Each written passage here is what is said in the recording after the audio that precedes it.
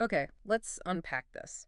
Have you ever encountered a story, maybe in a game, that just, well, it burrows into your psyche? Oh, absolutely. Not just with, surface level scares, but with a horrifyingly deep lore that makes the whole experience just so much more unsettling, raises real questions about humanity itself. Yeah, definitely. Well, today we're plunging headfirst into exactly that kind of universe. Our mission, a deep dive into the chilling world of Dead Space. Hmm. We're exploring the terrifying interplay of the markers, the monstrous necromorphs, and the insidious cult of Unitology. Right. We're going to try and uncover how a routine mining mission spiraled into, well, one of humanity's most terrifying nightmares, and maybe understand the deep-seated human flaws that allowed it all to happen. And for this deep dive, we've actually pulled key excerpts from Dead Space, Markers, Necromorphs, and Unitology's Grip. Okay. Our goal isn't just to tell you what happens, though. It's really to extract the core insights, the connections behind this horrifying universe, sort of offer you a shortcut to understanding its most unsettling secrets. And why it hit so hard. Exactly. Why it's so profoundly disturbing. You should walk away with a true grasp of the interconnected horrors. All right. So let's set the stage. We're way out in the 26th century. Humanity's pushed into the stars, exploring, extracting resources. Standard sci-fi stuff initially. Right. And the central location for this nightmare, where it all kicks off, is the USG Ishimura. Now, what immediately struck me about the Ishimura isn't just its sheer size. I mean, it's huge. It's enormous. But how quickly something so powerful, so advanced, could just fall apart. Exactly. The USG Ishimura is a massive 1.6-kilometer planet cracker mining vessel. It's owned by the Concordance Extraction Corporation, the CEC. ACEC, right. And this company, well, it really embodies the corporate hubris of that era. In 2508, the Ishimura was tasked with an illegal mining operation on Aegis VII. Illegal. Okay. Yeah, Aegis VII is this remote, geologically unstable planet way out in the outer colonies. And that becomes ground zero for the catastrophe, basically right after they unearth this mysterious artifact. The marker. We'll get to that. We will. But as you explore the ship in the game, the environmental storytelling is just incredible. It screams corporate overreach, cutting corners, a total disregard for safety that just paved the way for disaster. You feel that weight. And that hubris, it doesn't just hint at disaster, like you said, it practically summons it. This state-of-the-art mining vessel transforms, and with sickening speed, So fast. from an industrial marvel into just an absolute slaughterhouse. Oh. Haunted by this deadly alien infection, it's a real testament to how quickly control can be lost when you're messing with things you really, really don't understand. Couldn't agree more. So at the very heart of this terror, the catalyst for everything is one central object. Let's zero in on the core of this nightmare, the marker itself. What is it, fundamentally? Can you describe its true nature and purpose? Okay, so the marker. One crucial detail here is that it's an ancient alien artifact, and it emits these incredibly powerful psychic signals. Psychic signals. Okay. But the one found on Aegis VII, the red marker, that's actually a human-made replica? A replica of what? Of the original black marker, which was discovered way back on Earth in 2214. Wow, okay. So humans copied an alien artifact. Why? What's its purpose? Well, its alien purpose is truly insidious. It's designed to spread the necromorph infection by reanimating dead tissue, but also, and this is critical figures, it manipulates intelligent species, like humans, into reproducing the marker itself. It does this through hallucinations, visions, whispers. So it makes people build more markers. Essentially, yes. Right. And its ultimate goal is something called the Convergence event. Convergence. Yeah, where all infected life merges into a singular, colossal, biological entity. It's not just biological transformation.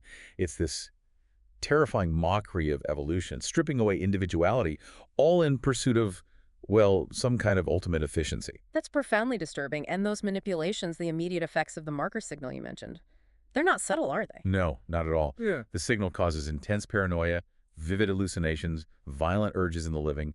People turn on each other. And crucially, it also reanimates the dead into those twisted necromorph forms we talked about. Now, you'll see these strange markings everywhere on the Ishimura, right? Scrawled in blood, on walls. Yeah, the symbols. They're not just spooky doodles. They're actually complex DNA-like symbols.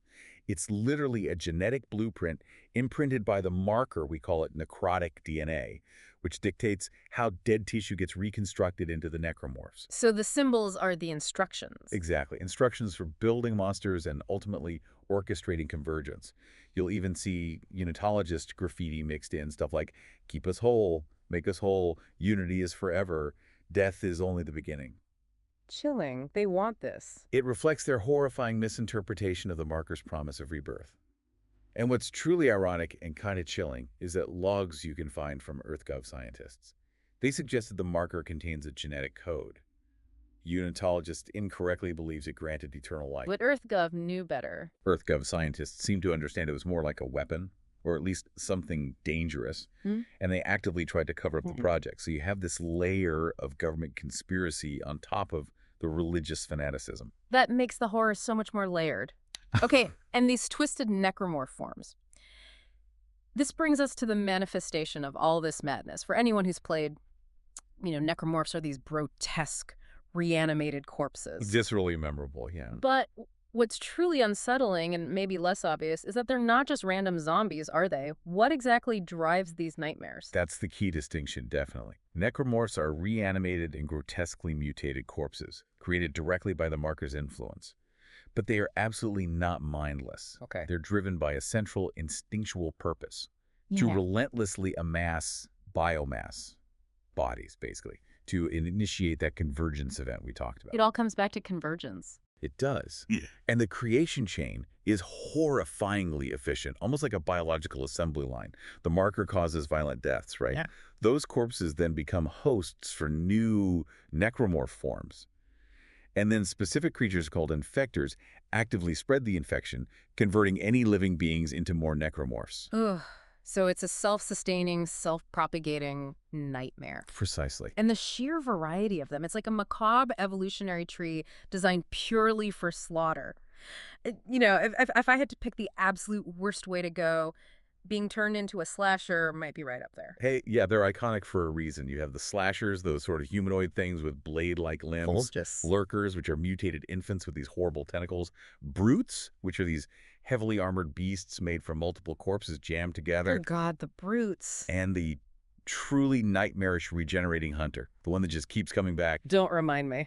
And all of these are directed, or seem to be directed, by something called the hive mind, a planetary scale entity back on Aegis VII. It orchestrates the entire necromorph horde, pushing them towards harvesting biomass. A guiding intelligence behind the slaughter. Seems like it. And remember those marker-encoded symbols we talked about? The glyphs on the walls, the ones Isaac sees in hallucinations? Yeah, the necrotic DNA. That script literally designs how flesh is reconstructed into these weaponized shapes. They're perfectly optimized, in a gruesome way, for their purpose. Okay, so beyond the alien horror, beyond the mutated monstrosities, there's an even more insidious force at play in Dead Space. Unitology. Ah, yes, unitology. This galaxy-spanning religious cult is just central to the lore, isn't it? Arguably the root of so much of the human-caused part of the disaster. What exactly are their core beliefs? What do they want? Fundamentally, unitology believes the markers are divine objects, messianic artifacts even. Divine? Seriously? Yes. They preach that death isn't an end, but merely a transition to eternal life through, yes, you guessed it, convergence. It always comes back to convergence. Always. And this belief system, it isn't just spiritual fluff. It allows them to wield vast, almost unimaginable influence over politics, science, even the CEC, the company that owns the Ishimura. So they're embedded everywhere. Deeply.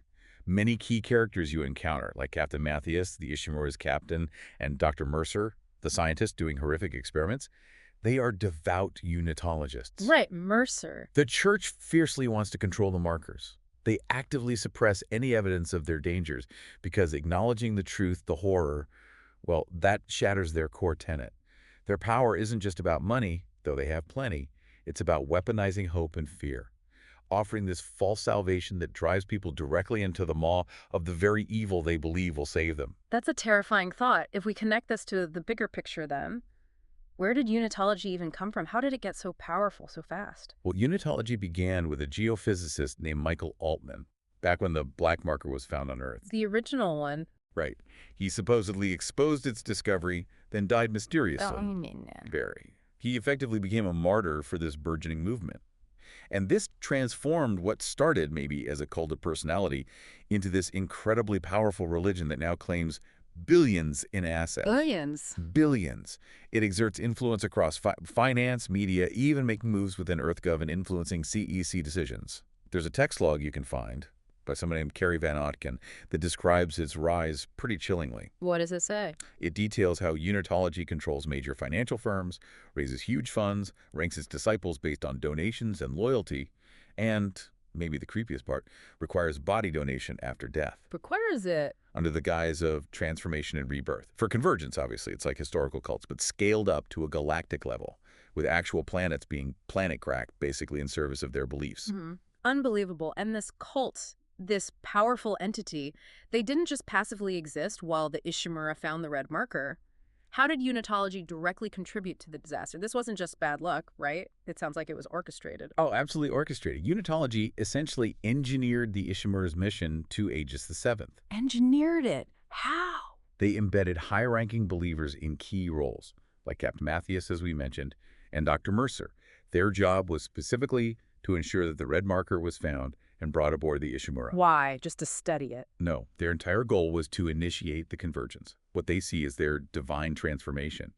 Logs you find reveal Captain Matthias ordered the marker retrieval despite clear signs of infection already happening on Aegis VII. He knew The it. signs were there. He prioritized his faith, the church's directive, over the lives of his entire crew.